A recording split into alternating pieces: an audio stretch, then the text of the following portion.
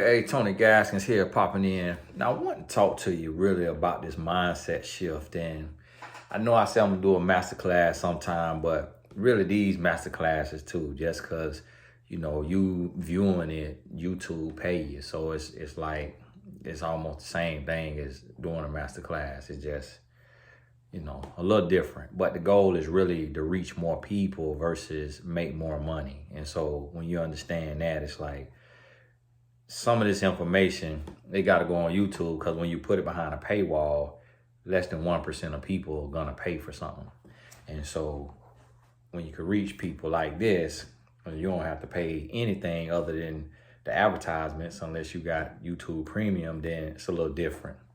Now, I want you to think about this when it comes to the mindset shift. And now, personally, I know that it's harder for me in my mind than 99% of people.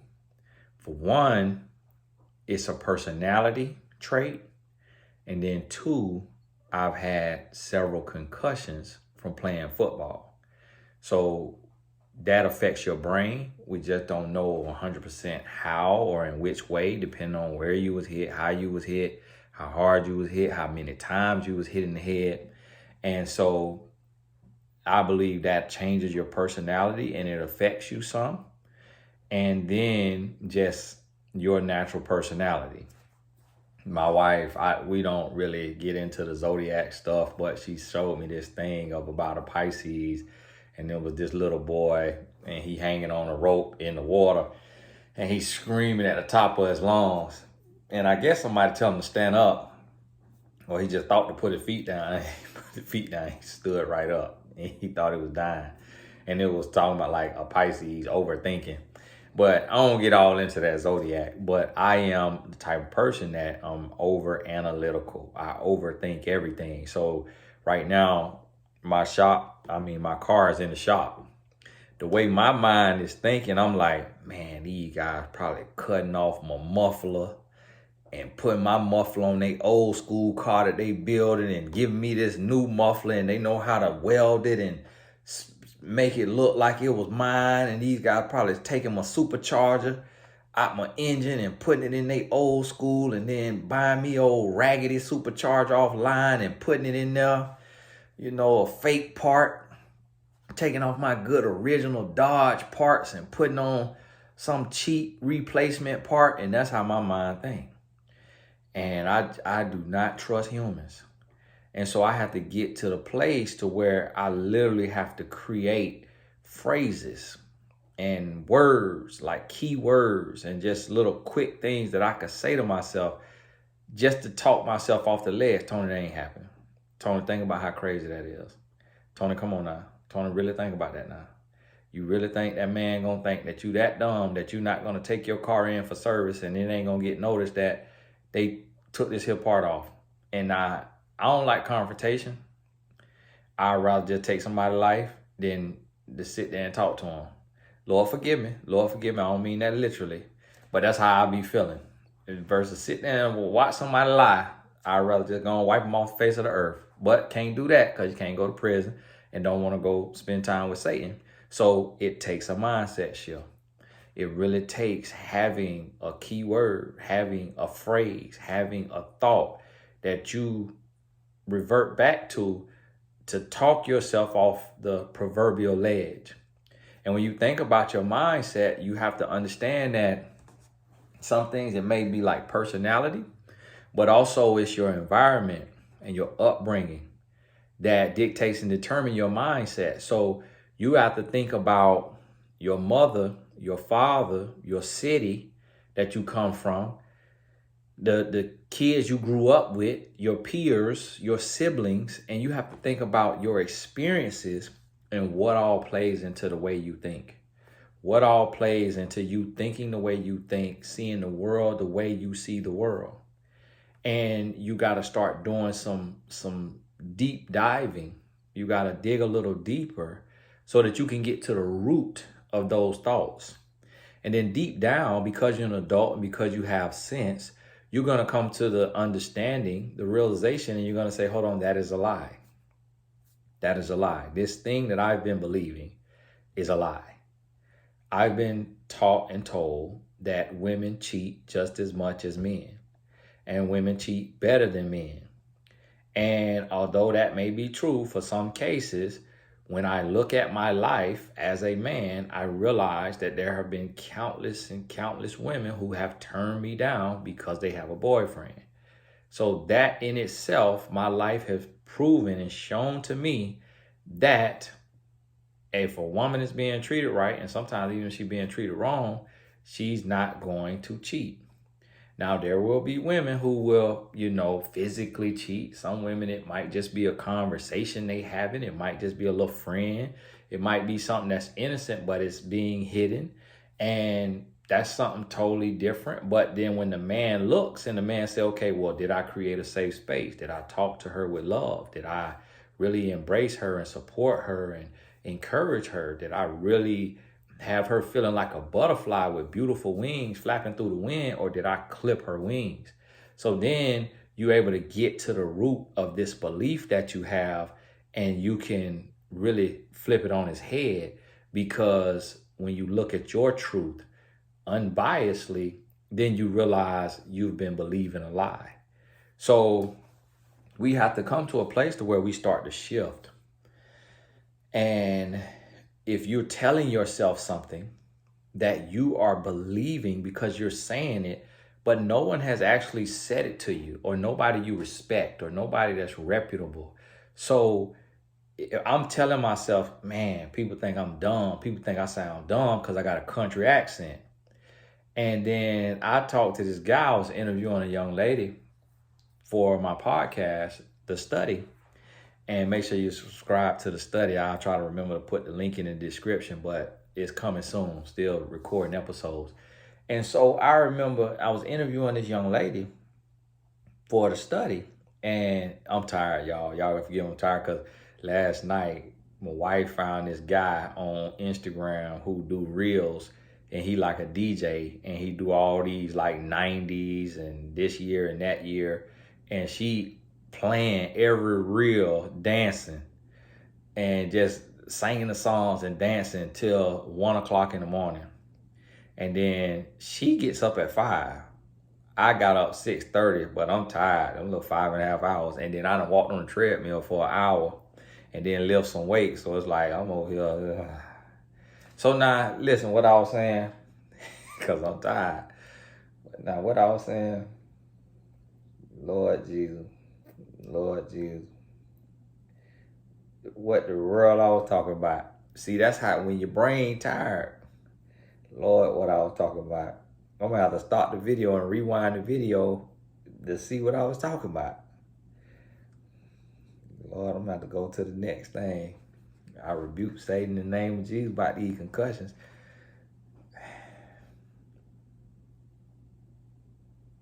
I cannot remember what I was talking about. I'm tired. See, that's why you sleeping important. I was trying to go to bed like 10:30 or 11. My wife, she up. She like a little night owl. She like do a little work and stuff at night. Like, come on now, we gotta go to bed now. Whew, Lord. Y'all forgive me. This the woes of a creator right here. When you, and on top of what I was talking about, I just been filming videos all day for the Academy. So TonyGassonAcademy.com. I've been filming videos. Oh, I remember now. I remember. Lord, thank you. So I was recording for The Study in New Orleans. And I'm interviewing Miss Wilson. Well, her boyfriend is from New Orleans. Orleans. That some people saying New Orleans. I was like, this says New Orleans. New Orleans. Orleans. New Orleans.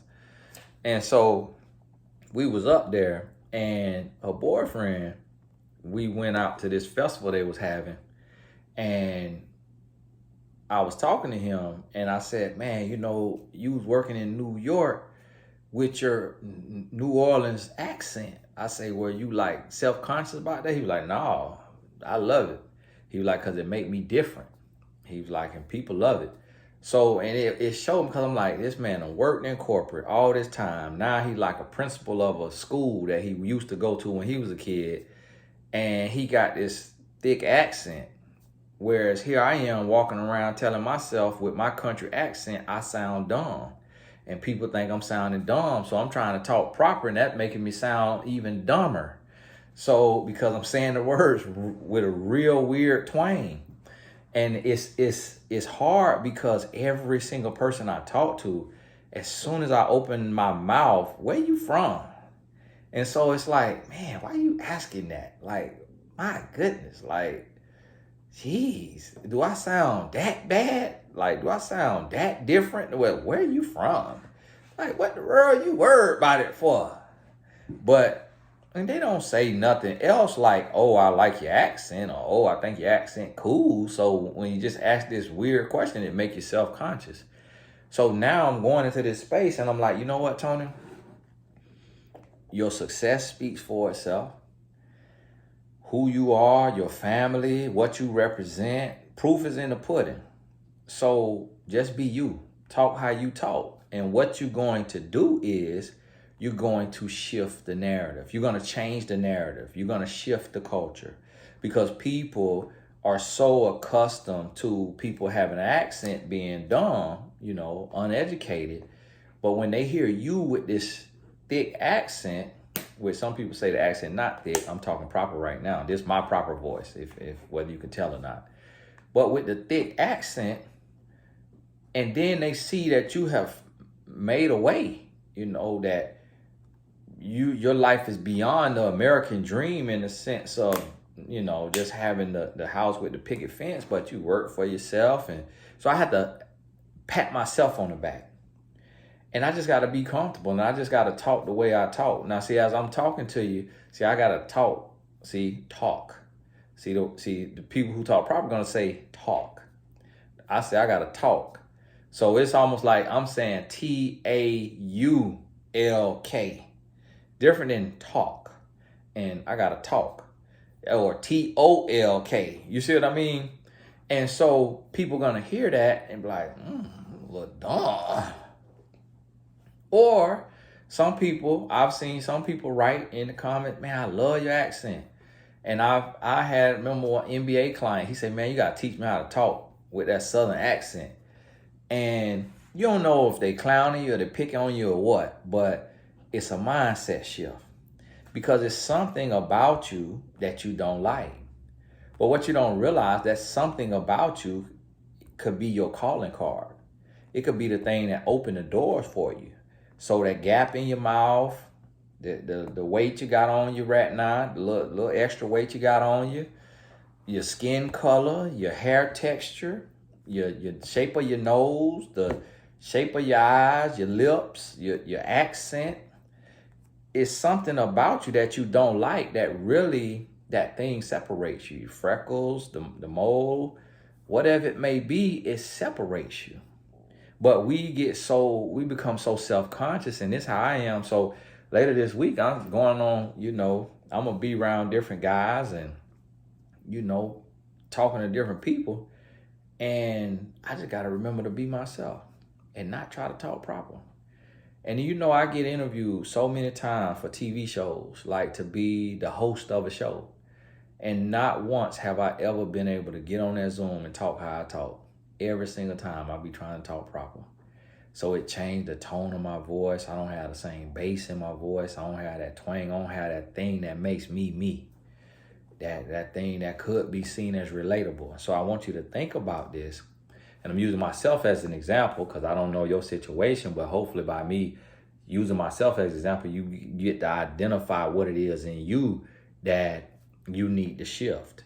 Now, when you think about where you come from, a lot of times when you come from low income area, you come from an area with only one race or maybe two races. It's not diverse. So you're low income, no diversity. A lot of times that becomes this trap, the ghetto, and you develop this mindset. You may develop a savage mindset, scavenger mindset. You may develop a selfish mindset or greedy mindset. You know, it just depends on how it shaped you, but you could develop this mindset that traps you, that locks you in, and has you stuck in your ways. And it shows, and you stick out like a sore thumb because of that mindset. And we have to get to the root of that, and we got to be able to identify and say, okay, what I realized is my people didn't go anywhere. Far as they went to the next county, next city, but they didn't go out of the state. They didn't get on a plane and fly. They didn't go to another country. So the stuff that they taught me, how much knowledge is really in there? How much wisdom is really in there? And is this something I need to be holding on to? And so when you start to evaluate this and you start to get to the root and you look at your life and how it has you showing up in the world and how your thought system, your belief system is affecting your life, when you start going through this, now you get to see, is the proof in the pudding? Now you get to see, where am I at? Am I at peace? Am I happy? Or do I need to change my thinking? Do I need to get to the root of this here thinking and change this thinking? So, hey, just Tony Gaskins, wanted to share that with you. Hopefully it helped you. God bless you. I read an article that say daytime napping is linked to dementia. So I'm over here tired. But then how about they wrote a book, say a nap will save your life? It's like, can we make up our mind? Can we take a nap or not? Nah. I heard the sleep doctor, I was listening to a sleep doctor. He said, if you take a nap, make sure it's not longer than 25 minutes. And he said, if you want to change your sleep pattern, you need to get up at the same time every day. And when you feel tired at night, you need to go to bed. And he said, when you wake up, you need to get up. He's like, if you wake up at 4, go on, get up and stay up all day. I gave that advice to a basketball team one time. That was bad advice because they needed to go back to sleep because they probably, your body wake up sometime 4, 5, 6 a.m.